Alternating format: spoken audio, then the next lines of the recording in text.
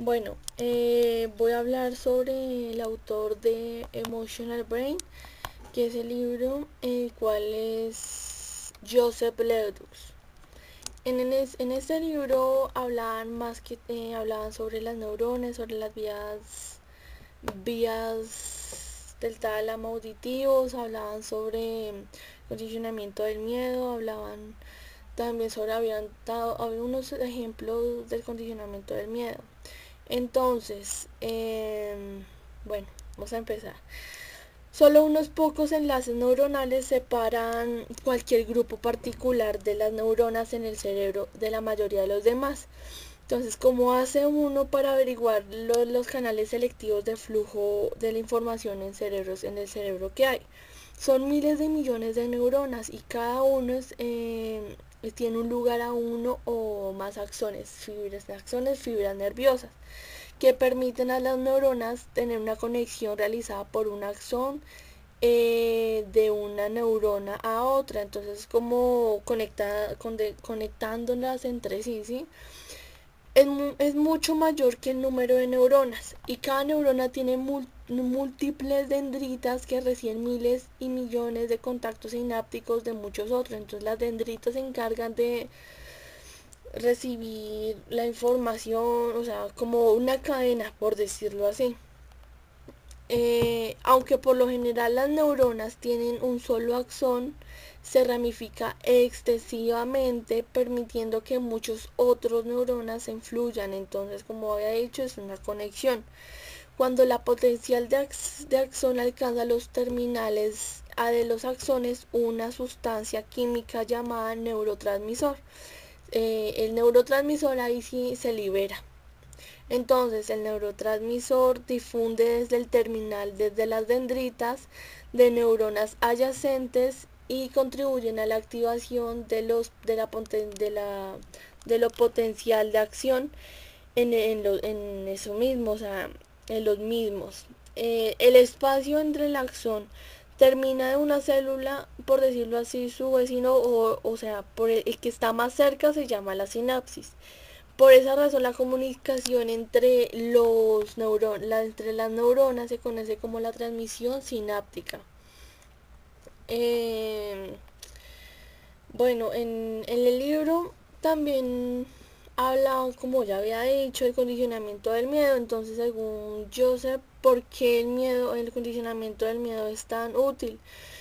Bueno, ahí menciona el condicionamiento del miedo. ¿Por qué será tan útil? Bueno, es útil utilizando el condicionamiento del miedo. Ha sido posible aislar a partir de las miles de neuronas y billones de conexiones de las que son importantes en el comportamiento del miedo. Las neuronas celulares cerebrales constan de tres partes. Entonces cada neurona consta de las tres partes que voy a mencionar, que son el primero, un cuerpo celular que tiene una neurona, un axón y dendritas. Entonces, como ha hecho, las dendritas son las conexiones para entre sí, entre ellas, como la vía, como, sí, como las conexiones.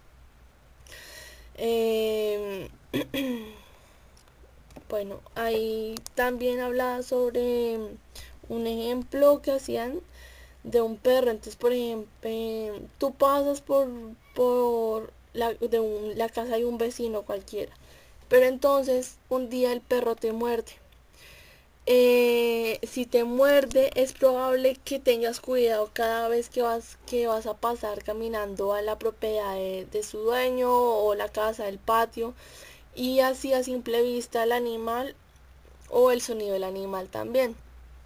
El sonido y la simple vista y todas esas cosas que un hombre se ha convertido en estímulos emocionales para aquella persona, debido a la asociación del evento desagradable que tuvo en ese condicionamiento del miedo en acción. Bueno, el estímulo sin sentido a las señales de advertencia, señalas que indica las situaciones potencialmente peligrosas en la base de experiencias pasadas en situaciones similares. Entonces, por eso ahí, si el perro te muerde, pues es probable que vas a tener miedo a pasar por ahí, o como una advertencia de no estar ahí, sí, de no estar es como advertencia, es como advertencia. Bueno, las principales técnicas que utilizó Jobs para encontrar que utilizó para encontrar las áreas y estudios de la conexión neural fue con un líquido. Pero entonces, bueno, primero se realizó un condicionamiento auditivo, después el condicionamiento auditivo. Entonces primero fue el condicionamiento auditivo, luego tiñó las conexiones neurales y así hizo ablación de ciertas áreas que estaban conectadas con otras, o sea, unas con otras. Entonces así tiñó y se dio cuenta de las que están conectadas unas con otras. Ahí estaba el tálamo, la amígdala, el tallo cerebral, la corteza cerebral.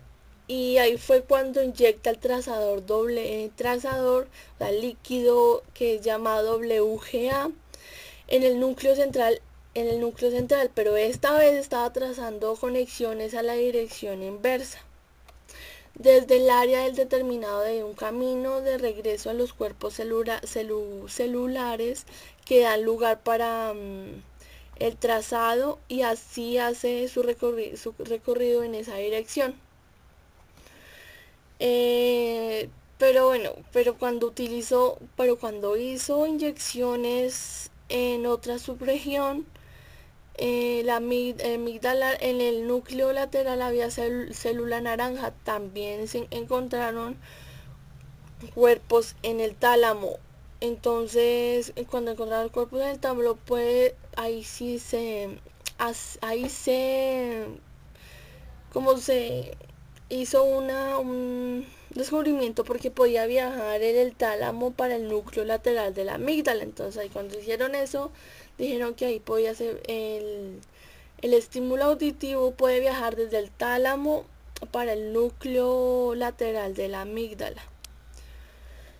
Bueno, eh, las vías implicadas del condicionamiento clásico son el tallo cerebral, la amígdala, el tálamo, la corteza cerebral. Estas son las más relevantes, pero entonces voy a explicar cuáles son cada una de su función, por decirlo así.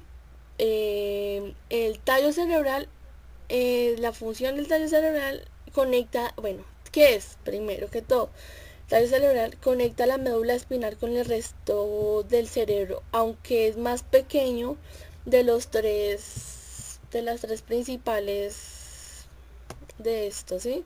Las funciones cruciales del tallo cerebral bueno, es la que nos mantiene vivos, muestra la frecuencia cardíaca, la presión arterial, la respiración, etc. También transmiten la información entre el cerebro y la médula espinal.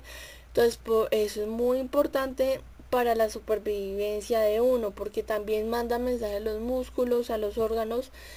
El descanso, el sueño también es por el tallo cerebral.